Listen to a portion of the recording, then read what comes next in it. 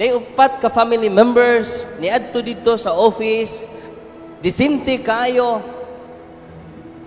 Kay mo, disinte kayo. Murag di mangilog bunot. Kaya na disintihan. Pero kay mo, dunay mga habak. Kay mo silang habak, bala nga di mo buto. Tagsa sila. Ako gingnan. Kumusta man mo, i-renounce na ninyo. Father, tagsa-tagsa min ay habak, pero doon na may sakit. Iko i-renounce ninyo inyong habak. Isabat sila nako, sabat mo nako, in the name of Jesus, I renounce all my superstitious belief, occult practices, all the amulets. I repent and ask to be forgiven. I now choose you, Jesus, as my only Lord and Savior. Ito, ilagi pray to 3 times. Ilang isurrender lang habak. Mutumog sa dili, completely healed silang upat. Unsay gingon ni Kristo, ngadto ni Nathaniel, you can see greater than this. Pero di putanan maayo. Kaya doon na may sakit niya, natural. Uy, dili tanan sakit ayuhon sa Ginoo. Nga naman, kay dunay pag-ong ministry, nalabaw pa sa tanan. Kung ang imong sakit wa iyos Ginoo, doon na kay pag-ong ministry. Hibaw ka? Unsang ministry ha? Ministry of suffering. Ang ministry sa pag-antos. Because we are saved not just by the preaching of Jesus. Aliko na ko ha? We are saved not by the preaching of Jesus. We are not saved alone by the healing of Jesus. We are saved. The climax of our salvation is the suffering of Jesus. Amen? O nagkanang inyong sakit, kumahimo, Lord, salamat, dugang ipat. Kining usa na ko nga, ti Lord, girayuma, dapay usa. Ibalhis pikas. Ganuman, that is the greatest ministry. Why makatupong na ng ministry? Kung di ka ayuhon sa Ginoo, you embrace the greatest ministry called the ministry of suffering. Amen?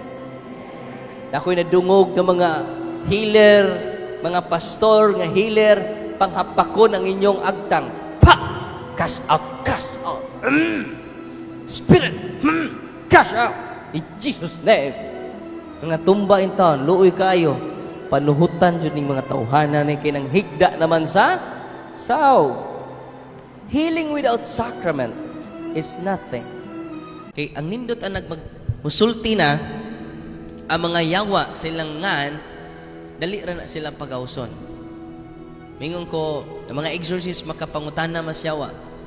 Satan, how many spirits, unclean spirits, how many spirits you harass his body? So, no. Anong yawa? No! We will not tell you. Kadungog ang doktor. Duha pa dyan ka doktor. We will not tell you. I command you in the name of the Father. Sakit ka nila. In the name of the Father. Kaya bitong with devotion ang imong pagsulti. In the name of the Father. And of the Son, and of the Holy Spirit. Kinasakitan nas mga yawa. Singit silang taman. Tell me you, how many spirits you harass his body? We are 8 spirits. Ikaw, tell me your names. Kimension niyang upat. Ihunong ko kay, nagka naman ng tapok, pikas ward ng ngadto ng pod. Nes gawas. Di na ni masilbi. Ihunong ko, ako siyang giseals, I seal you to the most precious blood of Jesus Christ to protect you from the oppression of the unclean spirits in your life. Yeah, ako sigingnan, so Father, gaan kaya ko lawas ba? Insa nga, Father, rin na tumambalik tong 8 ka espiritu, Father? Kung depende ni mo. Kung mo cooperate ka sa rule of life, di na sila mamalik. Mahadlok na sila niyo. Diba sa Ebanghelyo? Ang usa ka daw tang espiritu mo biya sa tao, Mangita siya pitok kadotang espiritu, ug mobalik siya sa mong tao, ang mong tao mosamot ka kusgan, mosamot ka dautan, kay nidubli na ang mga demonyo sud sa iyang lawas. Unang tabangi ko, titabangan ta ka. The grace of God will operate when we cooperate. Partial pa ito nga deliverance, mga kaigsunan. Nakadawat po siya sakrament. Nasyak ang tanan. Nasyak pod ang iyang asawa. Yan naman, ilingkod siya og nitindo. Pagkaugma nilakaw na. Ningon ang doktor, adto lamang Father Darwin kao. Saon maningwa man kay findings. Kung doon ay findings, go to your doctors. Listen to their medical advice. Gano man, ayaw magtuo ng mga pastor na maghiling-hiling in the name of Jesus sa tanan. Di mo na tinuod. Tinuod yung gamhanan ang Ginoo.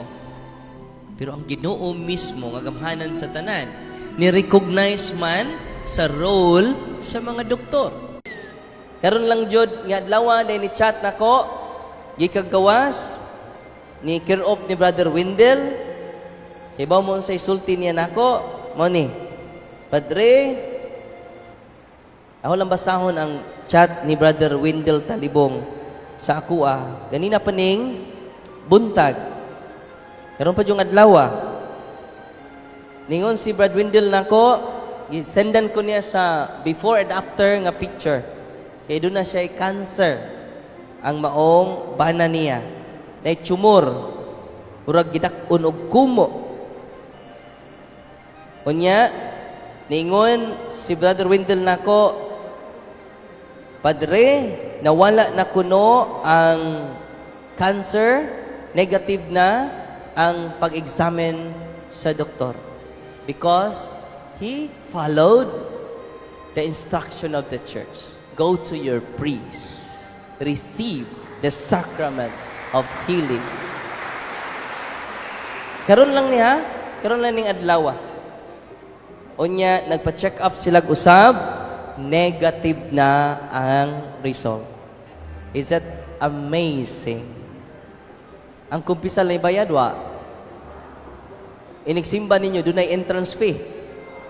Wasad.